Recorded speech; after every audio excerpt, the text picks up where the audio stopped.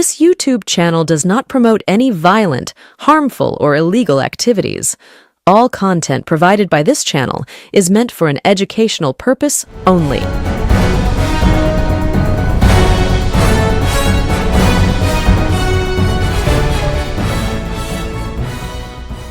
নবনির্বাচিত বিধায়কদের বৈঠক, আর সেই বিধায়কদের বৈঠকেই মমতা বন্দ্যোপাধ্যায়ের সামনে অভিষেক বন্দ্যোপাধ্যায়কে উদ্দেশ্য করে তিন বিধায়ক রীতিমতো প্রশ্ন তুললেন।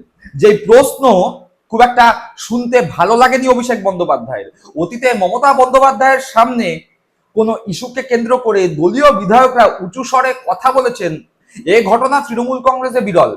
ক্ষমতায় থাকা তো ছেড়ে দিন, যখন তৃণমূল কংগ্রেস ক্ষমতায় ছিল না, যখন তৃণমূল কংগ্রেস বিরোধী দল, তখনও এই রকম ঘটনা ঘটেছে, এরকম খুব একটা শোনা যায়নি। কিন্তু সেই না শোনা ঘটনা, সেই না হওয়া ঘটনা ঘটলো গতকাল তৃণমূল কংগ্রেস বিধায়কদের বৈঠকে। এবং এই ঘটনা ঘটলো মমতা বন্দ্যোপাধ্যায়ের বাসভবনে, যেখানে তৃণমূল কংগ্রেসের কার্যালয় রয়েছে। সেই কার্যালয়ে তৃণমূল কংগ্রেসের ৮০ জন নবনির্বাচিত বিধায়ক উপস্থিত ছিলেন মমতা বন্দ্যোপাধ্যায়, অভিষেক বন্দ্যোপাধ্যায়, চন্দ্রিমা ভট্টাচার্য থেকে দলের একাধিক উচ্চ নেতৃত্ব। এবং সেই বৈঠকেই সরাসরি অভিষেক বন্দ্যোপাধ্যায়কে ইঙ্গিত করে তৃণমূল কংগ্রেসের তিন বিধায়ক, যতদূর জানা যাচ্ছে কুণাল ঘোষ, স্বর্ণকমল সাহার পুত্র এন্টালির নবনির্বাচিত বিধায়ক সন্দীপন সাহা এবং ঋতব্রত বন্দ্যোপাধ্যায়, এই তিন বিধায়ক সরাসরি অভিষেক বন্দ্যোপাধ্যায়কে ইঙ্গিত করে প্রশ্ন তোলেন। তাদের প্রশ্নের মধ্যে সরাসরি উত্থাপিত হয়েছিল জাহাঙ্গীর খানের প্রসঙ্গ। তাদের প্রশ্নের মধ্যে উত্থাপিত হয়েছিল দলের মধ্যে ফ্রিলি, স্বাধীনভাবে কথা বলতে পারার প্রসঙ্গ। এবং আরো কি কি এই ঘটনাকে কেন্দ্র করে হলো, সেই সমস্ত কিছু এই পর্বে আমরা বলবো। কিন্তু তার আগে কেন, কি কারণে ফলতার তৃণমূল কংগ্রেস প্রার্থী জাহাঙ্গীর খানকে ঘিরে এই বিধায়কদের বৈঠকে প্রশ্ন উঠলো, সেটা জানার জন্য ফলতার তৃণমূল কংগ্রেস প্রার্থী জাহাঙ্গীর খান কি বলেছেন সেটা শোনা দরকার। আমি ফলতার ভূমিপুত্র, আমি চাইবো ফলতা শান্তিতে থাকুক, সুস্থ থাকুক, ভালো থাকুক এবং ফলতায় আরও বেশি বেশি উন্নয়ন হোক। তাই সোনার ফলতা হোক, এটাই আমার স্বপ্ন ছিল। তাই আমাদের সম্মানীয় মুখ্যমন্ত্রী ফলতা উন্নয়নের জন্য স্পেশাল প্যাকেজ দিচ্ছে। সেই জন্য আমি আগামী 21শে মে যে রিপোল আছে, সেই রিপোলের কন্টেস্ট থেকে আমি নিজেকে দূরে সরিয়ে নিলাম। ফলতার উন্নয়নের সাথে। শুনলাম জাহাঙ্গীর খানের বক্তব্য। অর্থাৎ জাহাঙ্গীর খান বলছেন যে তিনি এই রিপোল থেকে নিজেকে সরিয়ে নিচ্ছেন। অনেকে বলছেন জাহাঙ্গীর খান ঠিক করেছেন, তার কারণ জাহাঙ্গীর খান মনে করছেন যে এই মুহূর্তে যদি দাঁড়িয়ে আমি এই ভোট যুদ্ধে অংশগ্রহণ করি, যদি নিজেকে সরিয়ে না নিই, সেক্ষেত্রে তৃণমূল কংগ্রেসের নিচু তলার বিভিন্ন স্তরের যে সমস্ত কর্মীরা আছে তারা ভোট পরবর্তী হিংসার শিকার হতে পারে, ভোটের পরে বিভিন্ন প্রশাসনিক স্তরে তাদেরকে অসুবিধার সম্মুখীন হতে পারে, তাই আমি নিজেকে সরিয়ে নিচ্ছি। আবার কেউ কেউ মনে করছেন যে জাহাঙ্গীর খান ঠিক করেছেন, তার কারণ তৃণমূল কংগ্রেসের কোনো উচ্চ নেতৃত্ব জাহাঙ্গীর খানের হয়ে এই ফলতা বিধানসভায় প্রচারে আসছেন না, তাই জাহাঙ্গীর খান একা কিভাবে লড়াই করবেন। এরকম মতামত যেরকম আছে, এরকম মতামত উঠে এসছে যে জাহাঙ্গীর খান যেই কাজ করেছেন সেই কাজ অত্যন্ত গর্হিত কাজ। দল থেকে তাকে প্রার্থী করা হয়েছিল, এই মুহূর্তে দাঁড়িয়ে প্রার্থী হিসাবে তিনি যখন ঘোষণা করছেন যে আমি নিজেকে ভোট যুদ্ধ থেকে সরিয়ে নিচ্ছি, সেটা আসলে দলের মান সম্মান ক্ষুণ্ণ করছে। এবং তৃণমূল কংগ্রেস নেতা কর্মীরা যারা বিভিন্ন জায়গায় নতুন করে সংগঠিত হওয়ার চেষ্টা করছে, তাদের সেই সংগঠিত হওয়ার চেষ্টাকে, সেই মনোবলকে কোথাও না কোথাও আঘাত করছে, বাধাপ্রাপ্ত করছে।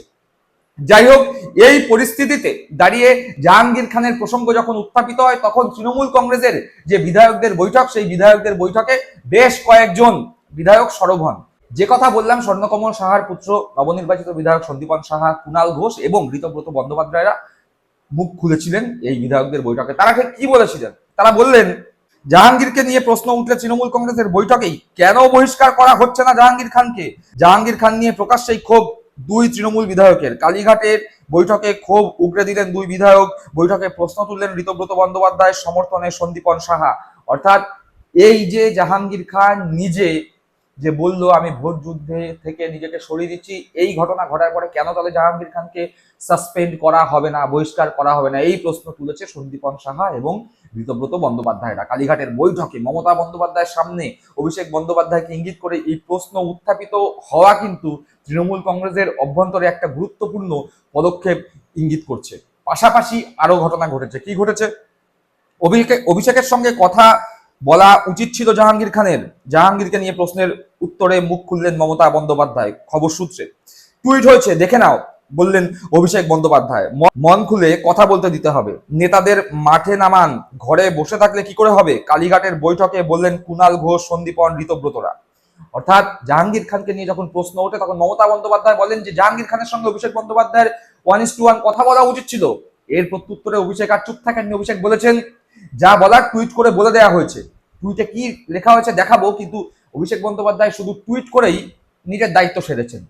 যদিও এইটুকুনি দায়িত্বে খুব একটা সন্তুষ্ট নয় তৃণমূল কংগ্রেসের নেতা নেত্রীরা। পাশাপাশি একটা প্রসঙ্গ উত্থাপিত হয়েছে যেখানে কুণাল ঘোষ থেকে শুরু করে সন্দীপন সাহা, ঋতব্রত বন্দ্যোপাধ্যায়রা বলেছেন যে বিধায়কদের, নেতাদের মন খুলে কথা বলতে দিতে হবে, কাজ করবার সুযোগ দিতে হবে, এমনকি যে সমস্ত নেতারা মনোবল ভেঙে ঘরে বসে আছেন তাদেরকে মাঠে নামার, রাস্তায় নেমে রাজনীতি করার জন্য উৎসাহিত করতে হবে। এই প্রসঙ্গ উত্থাপিত হয়েছে এই বৈঠকে।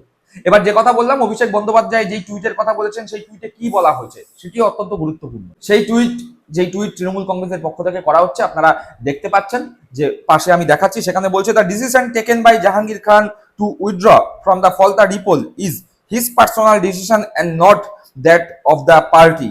অর্থাৎ তৃণমূল কংগ্রেসের পক্ষ থেকে বলা হচ্ছে এই যে জাহাঙ্গীর খান নিজেকে ফলতার যে রিপোল সেখান থেকে নিজেকে সরিয়ে নিয়েছে, এটা জাহাঙ্গীর খানের ব্যক্তিগত সিদ্ধান্ত, এই সিদ্ধান্ত দলের সিদ্ধান্ত নয়। এইটুকুনি টুইট করেই ক্ষান্ত রয়েছে। কিন্তু আমরা দেখতে পেলাম অতীতে বিভিন্ন মানুষজন, তৃণমূল কংগ্রেসের নেতা নেত্রীরা, মুখপাত্ররা যখন তৃণমূল কংগ্রেসের একাধিক নেতৃত্বের বিরুদ্ধে মুখ খুললেন তাদেরকে সাসপেন্ড করা হলো। তাহলে জাহাঙ্গীর খানকে কেন সাসপেন্ড করা হবে না প্রশ্ন উঠছে, এবং এই প্রশ্ন সরাসরি উঠছে অভিষেক বন্দ্যোপাধ্যায়ের বিরুদ্ধে। কুণাল ঘোষ তৃণমূল কংগ্রেসের নতুন বিধায়ক, তিনি একদম পরিষ্কার বলেছেন কেন ফলতায় এই কাণ্ড ঘটলো, কেন জাহাঙ্গীর খান, যিনি ফলতা এলাকায় হাঁটলে চারিদিক থেকে বস বস বস বস শব্দ পাওয়া যেত, সেই জাহাঙ্গীর খান কেন নিজেকে সরিয়ে নিল, পুষ্পা কেন ঝুঁকলো, এসব প্রশ্নের উত্তর অভিষেক বন্দ্যোপাধ্যায়ের কাছেই আছে। কুণাল ঘোষের সেই বক্তব্য শুনুন। তাই সরে দাঁড়াচ্ছেন, তো এখন সেই যে সরে দাঁড়ানো, তো ওখানে কোনো ভয়ের পরিবেশ তৈরি করে দিয়েছিল কিনা বিজেপি, ইলেকশন কমিশন, বিভিন্ন এজেন্সি দিয়ে। আবার প্রশ্ন হচ্ছে যদি ভয়ের পরিবেশই হবে তাহলে পুষ্পা, সে তো ঝুঁকেগা নেই, পুষ্পা ভয় পাবে কেন? তাহলে ভয়ের পরিবেশ তৈরি করেছিল কিনা একটা প্রশ্ন। আর যদি ভয়ের পরিবেশ হয়ে থাকে তাহলে পুষ্পা কেন ভয় পেল সেটা আর একটা প্রশ্ন। আমরা এই বিষয়ে এই মুহূর্তে আমরা এটা বিশ্লেষণ করছি, সব খবর নিচ্ছি বলতে পারবো না। তবে এটা ডায়মন্ড হারবার মডেল এরিয়ার অন্তর্গত, ফলে এখানে অভিষেক বন্দ্যোপাধ্যায়, তিনি মাননীয় সাংসদ, বিপুল ভোটে ওখানে জিতেছিলেন। নিশ্চয়ই তিনি বিচার বিশ্লেষণ করছেন, ও ব্যাপারটা উনি বলতে পারবেন। এই মুহূর্তে এর থেকে বেশি আমাদের পক্ষে বলা সম্ভব না। এ নিয়ে আমি কোনো কথা বলতে পারবো না, কারণ আমি দলের মুখপাত্র হিসেবে আমি কি বলবো। গোটা বিষয়টা তো এটা ফলতা, যেটা ডায়মন্ড হারবার লোকসভা কেন্দ্রের অধীন, লোকসভার, আবার ওখানে আমাদের লোকসভার দলনেতা এবং সর্বভারতীয় তৃণমূল কংগ্রেসের সর্বভারতীয় সাধারণ সম্পাদক অভিষেক বন্দ্যোপাধ্যায়ের জায়গা। ফলে উনি গোটা বিষয়টা চুলচেরা বিশ্লেষণ করে উনি বলতে পারবেন, তার আগে আমাদের পক্ষে বলা সম্ভব না। আমরা তৃণমূল কংগ্রেসের সৈনিক, মমতা বন্দ্যোপাধ্যায়ের নেতৃত্বে তৃণমূলে আছি, তৃণমূলে থাকছি। কিন্তু এখন হঠাৎ এই ভয়ের মহলের জন্য একেবারে ফলতা, যেটা প্রার্থী হাঁটাচলা করলে সেখানে বস বস বস বলে সব ভিডিও আসতো, সেই প্রার্থী হঠাৎ ভয় পেয়ে গেল কেন? সেই প্রার্থী হঠাৎ এই ধরনের ভিডিও দেখা যাচ্ছে কেন? এটা তো দলের পক্ষে খুব ভালো বিজ্ঞাপন নয়। ফলে নেতৃত্ব নিশ্চয়ই সেগুলো বিচার বিশ্লেষণ করে দেখবেন। আমরা শুধু বলছি যে ভয়ের পরিবেশ তৈরি করা হয়েছিল কিনা, আর যদি হয়ে থাকে তাহলে পুষ্পা ভয় কেন পেল, এই গোটা বিষয়টা আমাদের দল খতিয়ে দেখছে।